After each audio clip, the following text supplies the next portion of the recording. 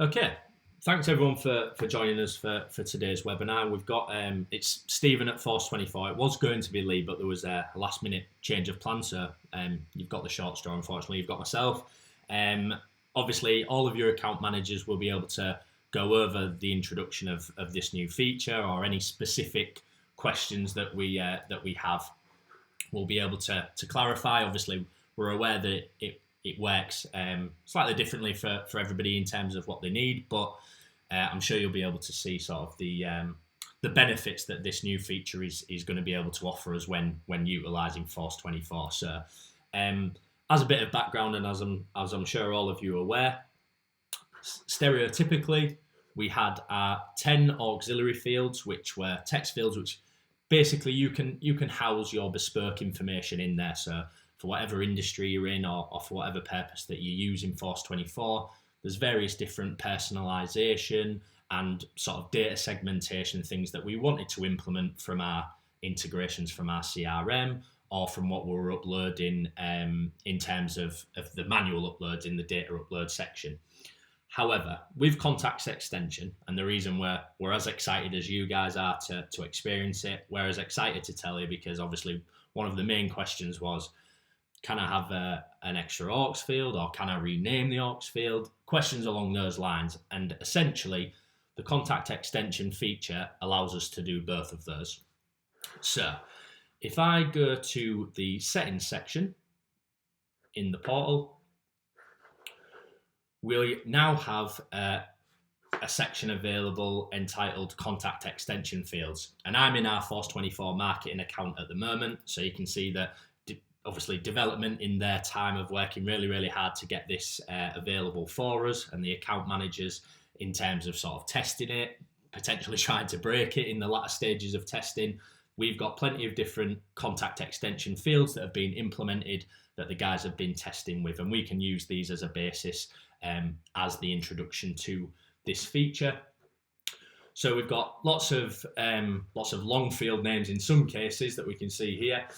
But in terms of adding a contact extension field, really nice and simple. We can come to the contact extension field section within the settings tab and we can click the plus icon.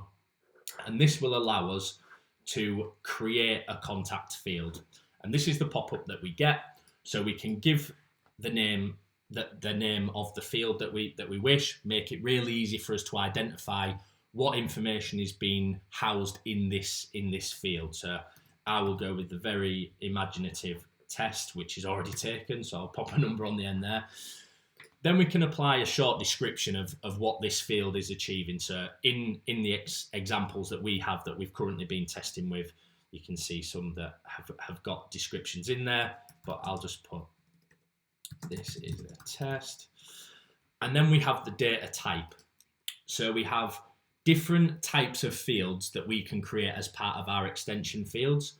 So we have integers, which are non-decimal placed numbers. We can use this similar to the lead scoring feature when it comes to the contacts or journey manager and say, is this particular field, this custom field that we're creating at the moment, is it greater or equal? Is it less or equal? All of those options there as the numeric field. We also have a float data field type, which does allow decimal places. Again, we've gone to accommodate all of the different possible instances that people will want to utilize this feature for.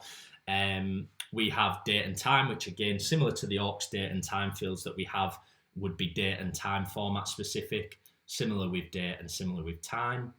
We also have a Boolean field, so true or false, yes or no, which will be presented to us when it comes to search for that, and obviously when it's populated against a contact.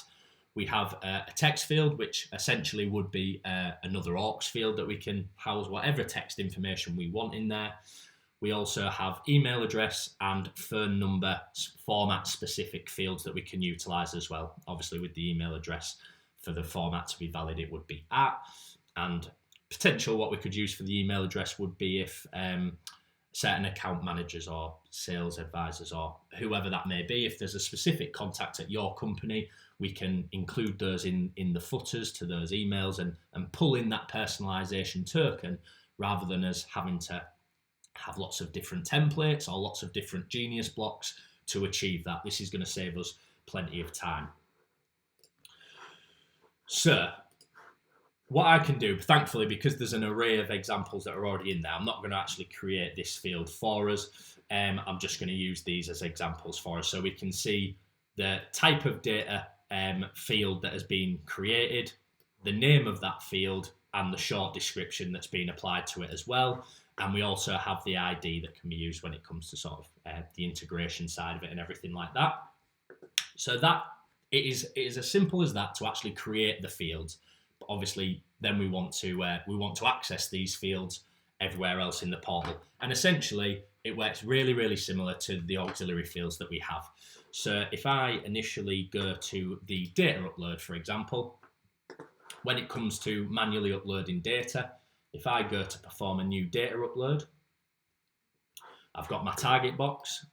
So I'll just drag and drop my example spreadsheet in here. It's asking me just to double check that they're going everywhere.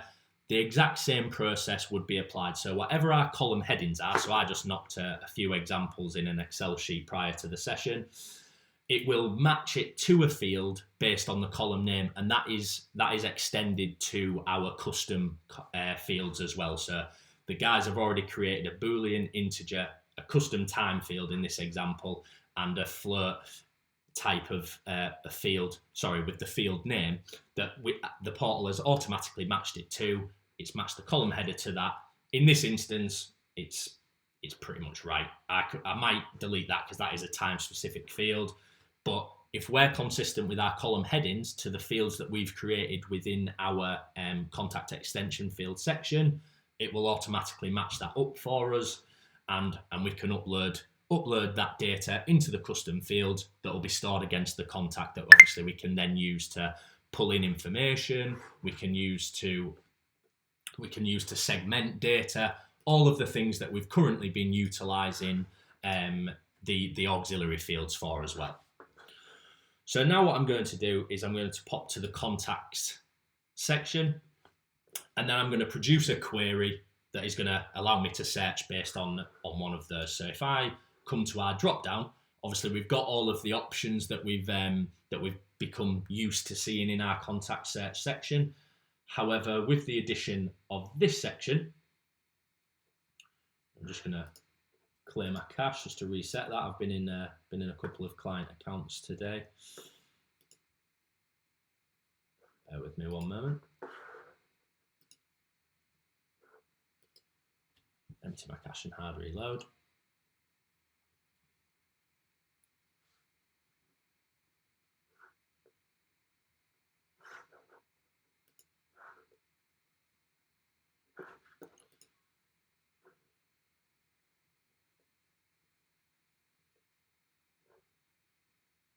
Now I've cleared my cache. Sorry, I'll scroll past that. We have our custom contact field available within the contact search section. So the examples that I had there, we had float, integer. I can search based on these fields now, and dependent on the data type field that I've selected will depend on the options that are available for us. So we mentioned about the integer field and the float field being numeric values. So if I select the integer, I can search on specific numeric values. Obviously, we mentioned that the integer is non-decimal placed, so this would be whole numbers in this instance. But we've got the options to search less or equal, so we can say that anybody above a certain number, filter those contacts, and we'll be presented with all of the contacts in our database that meet that query. So exactly the same as the queries that we're used to implementing. And of course, similar with any text, order date is a great example of one that we might utilize in this instance. So we've got all of these different options that we can utilize and search for. So what I'm going to do very quickly is look for myself. So I'll search for email address, and I'll just search for, that should be enough. So I'll search for my contact, and I'll click into my individual contact page.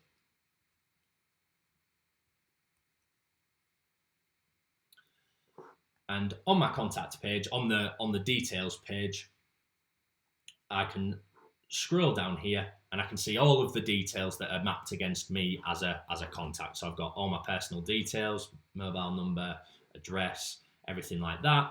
But we also have the section that relates to the custom fields that we've created and filled in. So Boolean, as I mentioned, if we were to edit this field, we've got the true and false options. Obviously, none would still be factual if we search for anybody with that wasn't true, for example. But we've got those options of which we can update the Boolean field.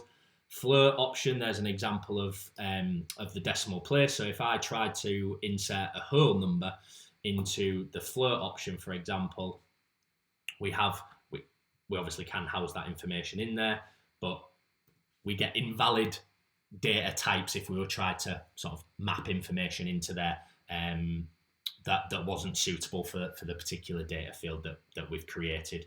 Again, integer as well, whole numbers. So if I was to try and pop a decimal place in here, it's letting me know that it's an invalid format for that field type. So we can review any of the custom information held against the contact. Exactly the same structure as our existing auxiliary fields. Obviously, we get the custom name that we can see. So we can make it really, really clear what information is being housed in there. Less sort of reliance on the data maps or Excel sheets that you guys have got of aux 1 to 10, and in the right-hand column, you've got whatever information is mapped to there. This is going to make it much easier for us and obviously expand the options of what we can have housed within the Force24 data set. So fantastic to be able to see that. Obviously, with it being available in the contact section as well, it's also available for us to utilize within start audiences and make decision stages within the journey manager as well. So if I'll just pop in this one. I think it's one that the guys are working on, but just for demonstration purposes, I won't save any changes. So we will obviously have that option available to us, so we can trigger contacts on an automated journey based on what information they have mapped within that particular field as well. And very, very similarly, within a make decision stage, we can also say, okay, does this custom field equal this, or is this integer greater than this, etc. So we can utilize all of those options within a journey to be able to trigger and segment contacts into different lists based on the information that they have mapped within those custom fields, which again is enabling us to expand all of that information that we can have housed in our database, which presents lots of different options for, especially for the clients that had maxed out their aux fields, if you like. This opens up all of those options. Probably picked the worst journey to go in because it seems like it's taking a while to load up. So obviously, with the addition of those in there that enable us to segment and utilize our custom fields within querying the data or utilizing the journey manager feature, we also can use them as personalization tokens as well. I've clicked far too many times while this is having to think about it. Let me get off this. I'll just come off this page. So if I was now to go to an email template, we want to utilize one of our custom fields for within our email. We want to pull through that personalization token and utilize it to personalize the information and pull through whatever we've got mapped against that contact. So if I just pop to an account template, just jump into one of Adam's templates that he's working on. So obviously Adam's utilizing the first name personalization token, but if I just pop into a different text field to demonstrate this, and I'll just pop it in here. Obviously the personalization option that we have within the text editor, I can choose the drop down and I can insert a personalization token, and then I can select a field. So obviously I'll still have the options to pull through any of the original data fields that we had mapped against the contacts, but now what I can do is I can search for our custom field. So if I just use the Boolean as an example, there's my custom field. I can insert that. And within the personalization token as well, if this field happened to be empty for any contacts, we can choose how we handle this null value. So I can either ignore it, I can fail it, or I can set a default. And if I choose a default value, I can pop my value in here. So if I was to receive a communication from yourselves and Stephen.Pinkney happened to have the Boolean custom field as empty, we can specify a default value to pull back. So similarly to the first name personalization token, by default it would default to there, but we can specify this field now, so we can pull through those default values. So we've never got an instance of the email not reading as we would like, because we can specify that default value. So we can save the changes in there. Obviously, I won't save over the template that's currently been worked on at the moment, but we can insert the personalization token, so when it sends out, it pulls through that personalized information. Really similarly as well, we can utilize this within our landing pages. However, we might also want to utilize it to host in our landing page. We might want to utilize it for a form as well. So if I just pop into edit this particular form, we can insert the form field as we wish. So dependent on what information we're using it for or what data we're trying to capture, we can utilize that information to capture the contact submission. That submission gets emailed to us so we know what it is. But if we want that mapping to a bespoke field now, what we can do within the submission mapping is in the Force24 field section, we can select again our custom field. So obviously I've clicked on mobile phone at the moment, so this would have to be a phone number custom field, formatted field, should I say. And we can utilize that to host that information in. So again, it's going to open lots of options for us to never sort of have to ignore a mapping because we haven't got the necessary field to do that into. It offers us a great array of options here. So we can utilize that within our form. And then I can go to the microsites. Obviously, I can embed the form that will have that mapping attached to it. But if I'll just pop into another example microsite. So if I just pop in as if I'm going to edit this landing page again, really similar to the email template, I can pop in a personalization token and specify how I want that to be dealt with. So if I come into my landing page, I click into my landing page to edit. Obviously, here's an example of the first name field being utilized. But if I choose the personalization option from the top toolbar within the microsite editor, I can select the drop down. I can locate my custom field. So I've been using Boolean as an example throughout. So I'll choose my Boolean personalization token. Again, it is optional, but we might want to specify a default value in case anybody was to visit this without that field populated.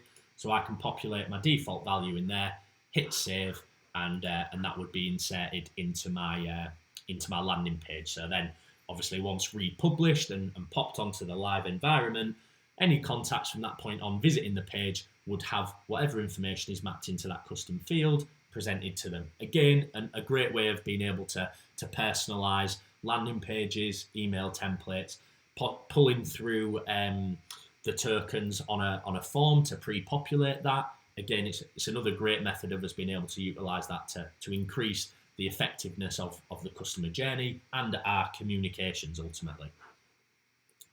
So I can pop out of there as well. We have already, I imagine they probably will be expanded upon, but we have already made custom fields, contact extension help articles available within the help section. So obviously I mentioned that this will be published and the recording will be made available as well. But if we wanted to refer to a help article to assist us with the implementation of the contact extension, we can come in here. Liv's written one on contact extension, actually creating the fields that we've gone through in today's session. But if we populate these into, if I open up this, similar to the rest of our help articles, screenshots, step-by-step instructions to assist you with the implementation of the new feature that we're very excited about. I hope everyone that's joined us today and everyone that's obviously watching the recording at a later date is as equally as excited to experiment with. But yeah, that's the introduction to the contact extension fields. Obviously, we're aware that there are plenty of different things that we can utilise this for, and obviously they will be quite client specific. So if you do have any specific questions on yourselves, if you wanted to utilise the feature, your account managers will be available. Alex has asked a good question regarding Zapier. I believe that the development team are working on the Zapier sync to allow this option as well. So if it's not already in place, we'll certainly be sure to update you as soon as it is available via Zapier as well. I'll even give the guys a nudge after this to see if we've got an update on that one.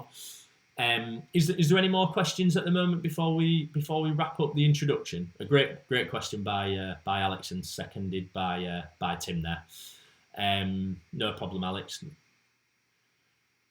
Okay, brilliant. So if anybody does have any further questions, obviously you can contact your account manager. They'll be able to go through anything specific per client. But yeah, we'll wrap up the session there for today. We'll circulate the recording if you need to refer to it at a later date. Obviously, help articles are there available for you. Intercom's always there if you've ever got any questions that you want to pop up and just get a quick answer.